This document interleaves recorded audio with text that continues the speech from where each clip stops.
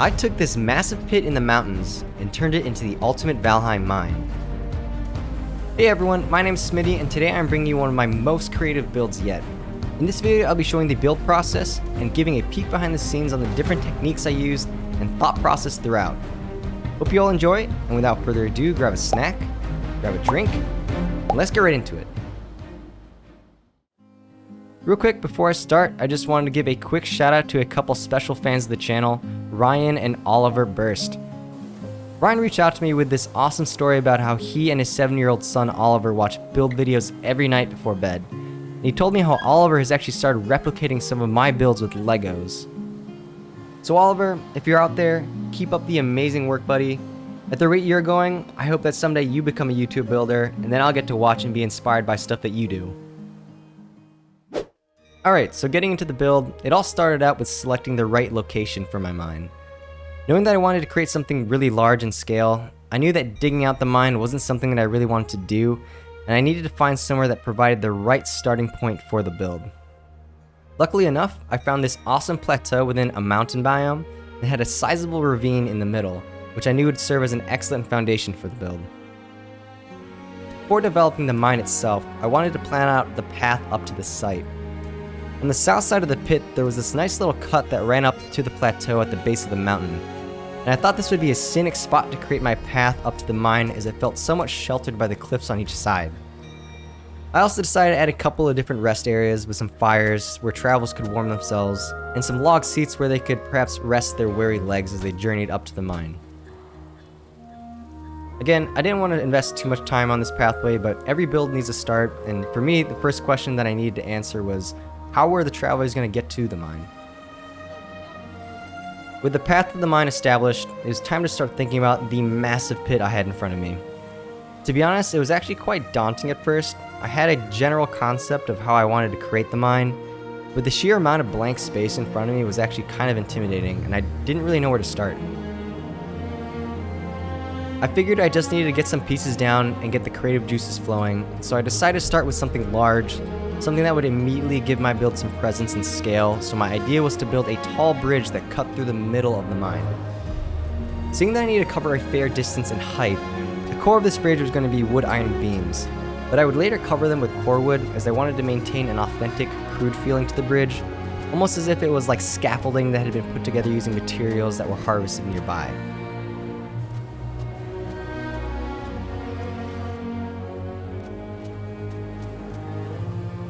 I would then continue by creating a crossing pattern for the support beams to make it look less flimsy, and then also added some arches to add a little more intrigue to the shape. I was pretty happy with the end result and felt that it immediately provided the project with a sense of scale and verticality, which is what I was looking for. Unfortunately, however, the height of my bridge led to another issue. How was I going to integrate it to the other side of the ridge, which was significantly lower? The answer? Build a tower. I started with a 6 meter by 6 meter frame as I knew I would need to plan for stairs and need to provide myself plenty of space. And then I built it up 10 meters high to ensure that it was easily distinguished from the height of the bridge. I prefer to build out the frame of the tower first just to get a sense for how it'll look in the context of the build. That way it's easier to adjust if I need to, kind of like sketching out a drawing before coloring it in. Again, I wanted to keep it somewhat simple with my material selection, using mainly wood to maintain the outpost feel where all the materials have been sourced nearby. Towers can be a little bit tricky because if you're not careful, they can end up just looking like a big rectangle. So it's important to incorporate elements that give them some depth, things like making sure you have some overhangs, or that the roof has some lines that break away from the base rectangular shape. For instance, as you notice in this tower, I actually create a second custom layer of block beams that sit on the outside of the walls, and this just adds a little bit of depth to the size, which makes a huge difference in my opinion.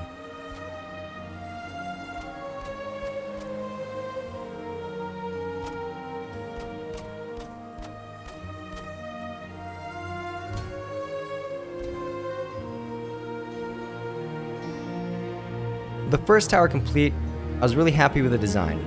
I thought it integrated really nicely with the bridge and still had an authentic outpost feel to it. Sitting up on the ridge, it also feels much taller when looking at it from below, which I really liked. Taking a step back at this point, I realized that it didn't really make sense just to have one tower, so I decided that I would build multiple towers strategically scattered around the mine.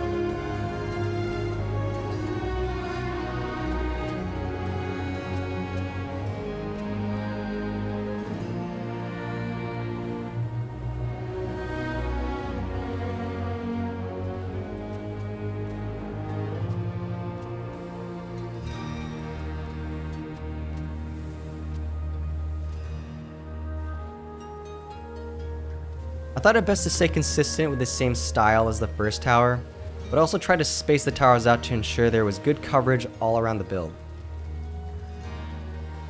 Next thing to do was work on building out the mine itself. When I think of fantasy mines, there are two things that immediately come to mind for me. One, layers of scaffolding everywhere, and two, pulley systems with big circular gears that run up and down the mountain. I figured that if I could execute on those concepts in interesting ways, the project would be a success. I started out by trying to build my first pulley system that ran up from the tallest point on the mine. I started out by creating the support structure, but the true challenge here was going to be making large circular gears in vanilla that looked good. My idea for executing this was to build it out with custom placed beams that were oriented in a circular shape. So utilizing a wall in the background as my canvas, I started out by plotting equal distance points of my circle so that filling it in would be easier. From there, I just kept placing beams until I had a shape that I was happy with.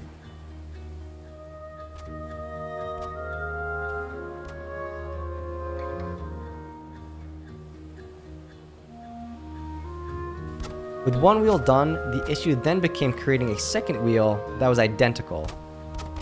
Since the first wheel was custom placed, I knew it was going to be impossible to create an identical second wheel by freehanding it.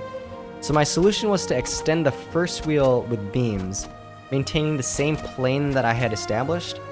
And then once I had extended it over to where I needed, I'd fill it in solid, and then I was able to remove the center beams until I was left with two identical wheels.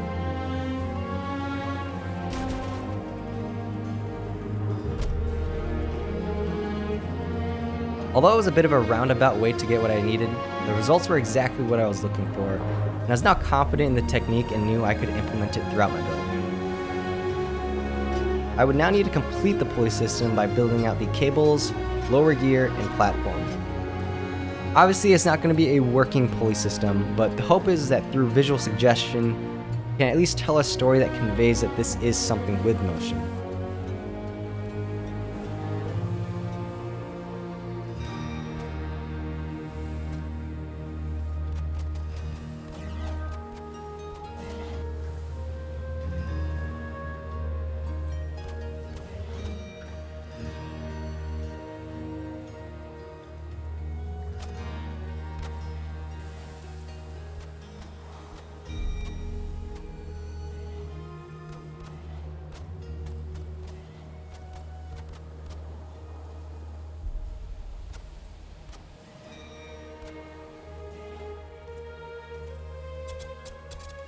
With the first pulley system complete, I was really happy with how it turned out. Again, it was a brand new build concept for myself, but I think it really worked out well and fit the mine theme perfectly. My plan from here would be just to replicate similar concepts of this throughout the build. I wanted to build out as much scaffolding on the cliff faces as I could and then add some additional pulleys.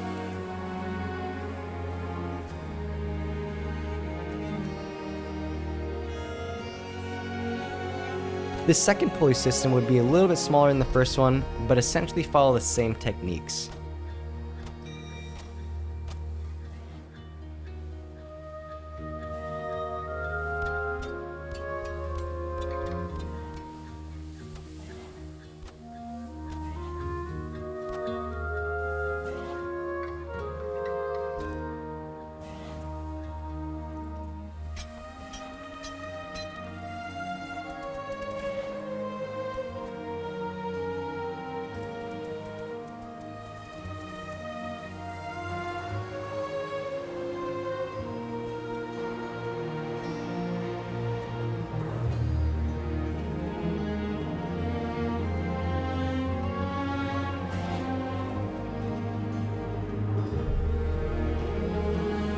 after adding the scaffolding and pulleys systems throughout, the build was starting to really come together.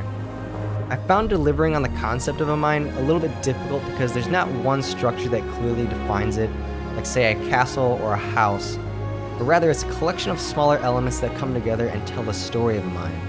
And it wasn't until this point of the build where I was really starting to see it come into fruition. Next, I realized that I needed to do some work on the other side of my bridge. I decided I would remain consistent with my theme of pulleys with big gears, but for this one I would switch things up by making it a very large wheel that was oriented parallel to the cliff face. This one was a little bit tricky because the larger the wheel, the harder I found it to make a consistent circular shape. Admittedly, my wheel here isn't the best, but I figured it was good enough and just thought to myself that perhaps the harsh mountain weather had warped this gear a little bit more than the others.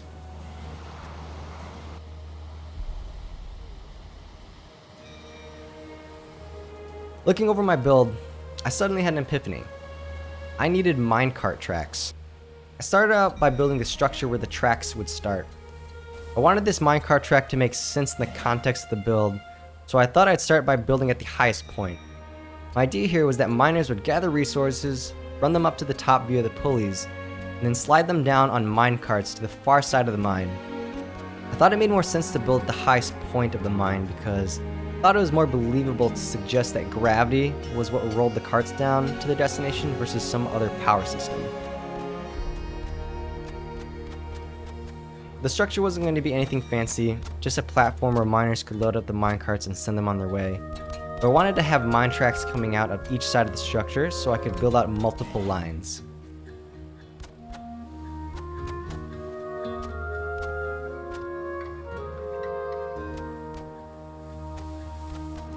I then needed to develop a simple design for a minecart. I didn't want to do just a box with wheels, so I tried to utilize some angled beams to suggest a little more form to the cart.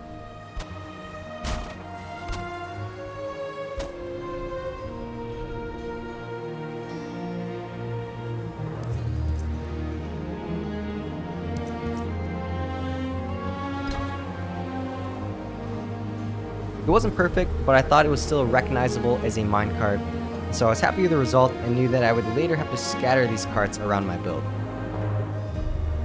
Next, it was time to start plotting out my minecart track. I knew I wanted to establish a packing area at the far side of my mine, so I needed to find a way to work the track over that direction. It was just a matter of finding the right pattern and path for the track.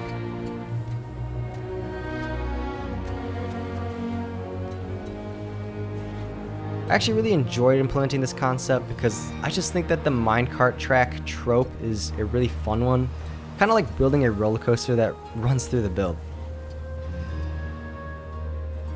I continued to work my first track across the build, running it underneath the bridge and onto the far shelf where it would eventually end.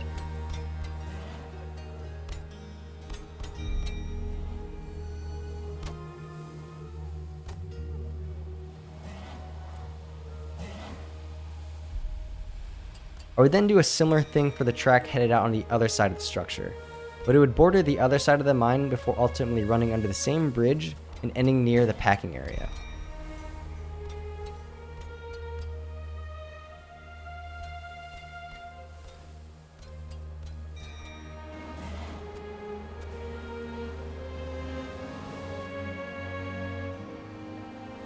With these two tracks complete, I was really liking the extra element it added in making this project feel like a mine. Like I said before, the difficulty with creating a mine is that it's not a singular structure, but rather a culmination of things that ultimately tell us that it's a mine. And I feel like the mine tracks really helped add another visual element to tell that story. One of the final things I wanted to work on was adding a packing area to the build. This would be on the far side where all the mine tracks led to, and would serve as the space where carts or resources could be loaded up for shipment. My idea here was to create some cranes that looked like they could assist in loading the resources into some large carts. It took some experimenting to find a design that I liked, as it can be difficult to convey machinery with Valheim build pieces, but eventually I found a design that I felt worked. You'll notice that I did, however, add the debugger chain and hook as well as the large carts, as I felt that this suited the build nicely. These can either be spawned in with dev commands, or in my case, I actually like using the mod Better Creative, which gives me access to all game assets via my hammer, so I can place things more accurately versus just spawning them in with dev commands. I personally really like this mod because it leaves everything vanilla, and it all still feels very Valheim because everything's an original game asset, but it still opens up some creative options for building and decorating. With my packing area complete, I was really happy with the direction of my build.